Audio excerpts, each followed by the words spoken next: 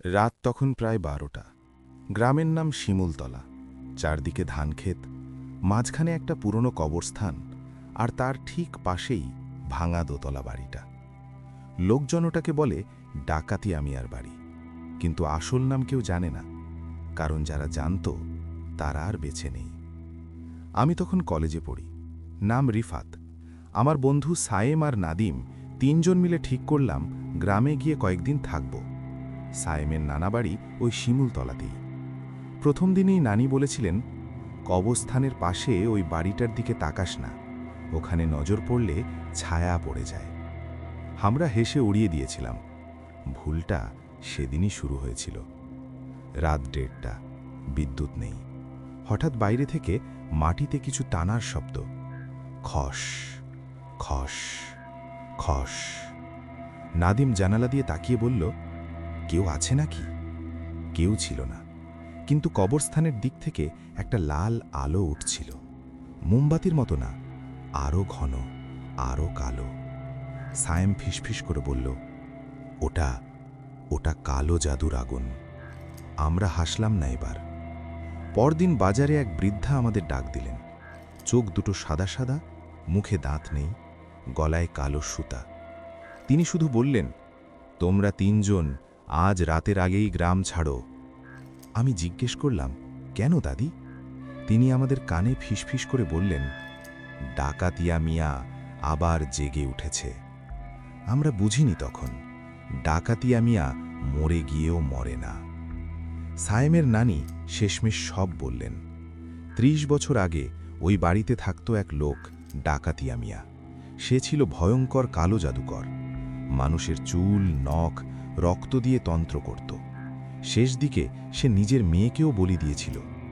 গ্রামের লোকেরা একদিন রাতে গিয়ে তাকে জ্যান্ত পুড়িয়ে মারে ওই বাড়িতেই। কিন্তু মরার আগে সে বলেছিল, আমি মাটিতে থাকব না, আমি ছায়ায় থাকব। তারপর থেকেই প্রতি 12 বছরে একবার ওই বাড়ির আশেপাশে মানুষ নিখোঁজ হয়। আর এবার ঠিক সেই বছর। সেদিন রাত 3টে। নাদিম হঠাৎ উঠে দাঁড়ালো। চোখ খোলা, কিন্তু মানুষ না। মনে হচ্ছিল কেউ ওর ভেতরে ঢুকে গেছে। সে দরজার দিকে হাঁটতে লাগল। আমি চিৎকার করলাম, নাদিম, থামো! সে থামল না। আমরা দৌড়ে পেছনে গেলাম। দেখি সে কবরস্থানের পাশের ওই বাড়ির সামনে দাঁড়িয়ে। হঠাৎ ঘরের ভেতর থেকে একটা কণ্ঠ ভেসে এলো, রক্ত চাই। তারপর নাদিম আমাদের দিকে ঘুরে তাকালো। তার চোখের মণি ছিল না, শুধু কালো গর্ত। পরদিন সকালে নাদিমকে পাওয়া গেল কবরস্থানের ভেতর। তার শরীরে কোনো আঘাত নেই, কিন্তু বুকের ওপর কালো দাগ, তন্ত্রমন্ত্রের চিহ্ন। আর তার মুখে একটাই কথা জমেছিল। মৃত অবস্থাতেও ঠোঁট নড়ে বলছিল, ও আসছে, ও আবার আসছে। নাদিমের দাফন শেষ হলো বিকেল 4টায়। গ্রামের কেউ কাঁদছিল না, সবাই শুধু ভয় পাচ্ছিল। কারণ তারা জানত, নাদিম ছিল প্রথম, কিন্তু শেষ না। সাইম সারাক্ষণ চুপ। সে ঘরে ঢুকলেই যেন বাতাস ভারী হয়ে যেত। আমি লক্ষ্য করলাম, তার গলায় হঠাৎ করে একটা কালো সুতা। আমি জিজ্ঞেস করলাম, এইটা কোথায় পেলি? সে বলল, আমি দেইনি, ঘুম থেকে উঠে দেখি গলায় আছে। আমার বুক কেঁপে উঠল। সায়েমের নানির ঘরে আমরা একটা পুরনো লোহার সিন্দুক পেলাম। ভেতরে ছিল একটা ছেঁড়া ডায়েরি। ডায়েরিটা ছিল গ্রামের এক হুজুরের, হাফেজ করিম সাহেবের। তিনি 30 বছর আগে ডাকাতিয়া মিয়াকে থামানোর চেষ্টা করেছিলেন। ডায়েরিতে লেখা ছিল, ডাকাতিয়া মিয়া মরেনি, সে তার আত্মাকে ছায়ার ভেতরে বেঁধে রেখেছে। প্রতি 12 বছরে সে 3 জন তরুণের শরীর চায়। প্রথম জন দরজা খোলে, দ্বিতীয় জন শক্তি যোগায়, তৃতীয় জন হয়ে যায় তার নতুন দেহ। আমার মাথা ঝিমঝিম করতে লাগল। আমরা 3 জনেই তো এখানে। সেদিন রাত 3:30। আমি ঘুম ভেঙে দেখি সায়েম নেই। বাইরে বের হয়ে দেখি সে হাঁটছে, সোজা কবরস্থানের দিকে। তার হাঁটা স্বাভাবিক না, খুব ধীরে, যেন কেউ দড়ি দিয়ে টানছে। আমি পেছনে গিয়ে ধরতেই সে ঘুরে দাঁড়ালো। তার চোখ তখন আর সায়েমের না, কণ্ঠটা ভারী, গলা মোটা। দ্বিতীয় দরজা খুলেছে। তারপর সায়েম অজ্ঞান হয়ে পড়ে গেল। গ্রামের এক কোণে থাকতেন এক লোক, মকবুল তান্ত্রিক। লোকেরা তাকে ভয় পেত, কিন্তু আজ আমাদের ভয় আরও বড়। মকবুল আমাদের কথা শুনে বলল, ডাকাতিয়া মিয়া এখন আধা জীবিত, তার শেষ কাজ বাকি, সে চায় একজনের শরীর। আমি ফিসফিস করে বললাম, কে? সে আমার দিকে তাকিয়ে বলল, যে সবচেয়ে বেশি ভয় পেয়েছে। আমার হাত কাঁপতে লাগল। মকবুল তান্ত্রিক জানালো, ডাকাতিয়া মিয়া নিজের মৃত্যুর আগে একটা ভয়ঙ্কর তন্ত্র করেছিল, ছায়া বদল তন্ত্র। এই তন্ত্রে সে প্রথম শিকারকে মেরে ভয় ছড়ায়, দ্বিতীয় শিকারকে দিয়ে শক্তি জোগাড় করে, তৃতীয় শিকারের শরীর দখল করে আবার বেঁচে ওঠে। নাদিম ছিল প্রথম, সায়েম ছিল দ্বিতীয়, আমি ছিলাম তৃতীয়। সেদিন রাতে আমি স্বপ্ন দেখলাম, আমি দাঁড়িয়ে আছি ওই ভাঙা বাড়ির ভেতরে, চারদিকে মোমবাতি, মেঝেতে মানুষের চুল আর নখ। হঠাৎ আয়নায় দেখি আমার পেছনে একজন দাঁড়িয়ে, তার মুখ পোড়া, চোখ নেই, কণ্ঠ ভেসে আসে, এই শরীরটা আমার। আমি চিৎকার করে ঘুম থেকে উঠলাম, ঘামে ভিজে গেছে পুরো শরীর, আর আমার বালিশের পাশে একটা রক্তাক্ত মাটির টুকরো। পরদিন সন্ধ্যায় গ্রামে আরেকজন নিখোঁজ হল, একটা ছোট্ট ছেলে, নাম ইমন। শেষবার তাকে দেখা গিয়েছিল ডাকাতিয়া মিয়ার বাড়ির সামনে। আর ঠিক তখনই মকবুলতান্ত্রিক বলল, আজ রাতেই শেষ তন্ত্র হবে, যদি থামাতে না পারি কাল সকালে গ্রামে আর কোনো শিশু থাকবে না। আমি বুঝে গেলাম, আজ রাতটাই আমার জীবনের শেষ রাত হতে পারে। ঠিক আছে, এখন শুরু করছি পার্ট 3। এইটাই শেষ অধ্যায়। এখানেই ঠিক হবে আমি মানুষ থাকব নাকি ছায়া হয়ে যাব। কালো জাদুর ছায়া, পার্ট 3, যেখানে মানুষ শেষ হয়, ছায়া শুরু হয়।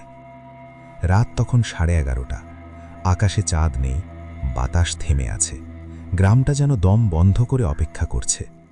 মকবুল তান্ত্রিক আমাদের 3 জনকে, আমি, সায়েম আর ইমনের খোঁজে বেরোনো কয়েকজন গ্রামবাসীকে নিয়ে দাঁড় করালো কবরস্থানের পাশে। সে বলল, আজ রাতেই ডাকাতিয়া মিয়া পুরো শরীর পাবে, যদি থামাতে হয় ওর জন্মস্থলেই থামাতে হবে।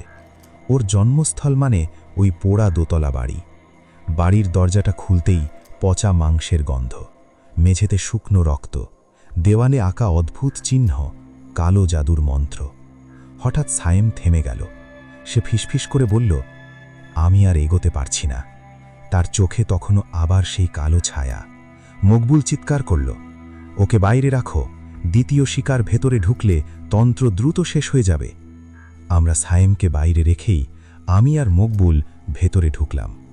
বাড়ির মাঝখানে একটা ঘর, মেঝেতে আঁকা বড় গোল বৃত্ত, চারপাশে কালো মোমবাতি, মাঝখানে একটা ছোট্ট বাচ্চা বাঁধা, ইমন। সে কাঁদছে না, চোখ খোলা, কিন্তু চোখে কোনো আলো নেই। মকবুল কেঁপে গলায় বলল, তৃতীয় দেহ প্রস্তুত। আমি তখন বুঝলাম, শিকার শুধু ইমন না, আমি নিজেও। হঠাৎ মোমবাতিগুলো একসাথে নেভে, ঘর অন্ধকার। তারপর মাটির নিচ থেকে শব্দ, খড় খড় খড়। একটা পোড়া ছায়া ধীরে ধীরে উঠে দাঁড়ায়। মুখ নেই, শুধু পোড়া মাংসের গন্ধ। কণ্ঠ ভেসে আসে, 30 বছর আমি অপেক্ষা করেছি। আমার শরীর বরফ হয়ে গেল। সে এগিয়ে এলো আমার দিকে। মকবুল চিৎকার করে বলল, রিফাত, ভয় পাস না, ভয়ই ওর শক্তি। কিন্তু আমি ভয় না পেয়ে কিভাবে থাকি? আমার সামনে তো মৃত্যু দাঁড়িয়ে। ডাকাতিয়া মিয়া আমার কানে ফিসফিস করল, এই শরীরটা দিলেই তোর বন্ধুরা বাঁচবে। আমি চোখ বন্ধ করলাম। ঠিক তখনই বাইরে থেকে সায়েমের চিৎকার, না, ও মিথ্যে বলছে। সে দৌড়ে ঘরে ঢুকে পড়ল।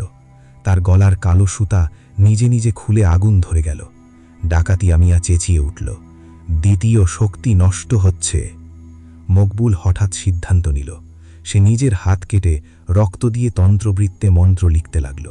সে বলল, এই তন্ত্র থামাতে একজনকে ছায়ার জায়গায় যেতে হবে। আমি চিৎকার করলাম, না, কিন্তু সে হাসল। আমি অনেক আগেই মরে গেছি রিফাত, আজ শুধু শরীরটা বাকি। সে নিজে তন্ত্রবৃত্তের মাঝখানে দাঁড়াল। ডাকাতিয়া মিয়া ছুটে গেল তার দিকে। এক বিকট শব্দ, আলো, আর তারপর নীরবতা। সকালে যখন আমরা জ্ঞান ফিরে পেলাম, বাড়িটা ধসে পড়েছে। ইমন বেঁচে আছে, সায়েম বেঁচে আছে, কিন্তু মকবুল তান্ত্রিক নেই, ডাকাতি আমি আরও কোনো চিহ্ন নেই। গ্রামের সবাই বলল শেষ পর্যন্ত অভিশাপ কেটে গেছে। কিন্তু আমি যখন গ্রাম ছাড়ছি, সায়েম হঠাৎ আমার হাত ধরল। সে ফিসফিস করে বলল, তুই কি জানিস মকবুল কাকু মরেনি? আমি থমকে গেলাম। সে বলল, কাল রাতে আমি কবরস্থানে ওনাকে দেখেছি। আমার গলা শুকিয়ে গেল। কি করছিল?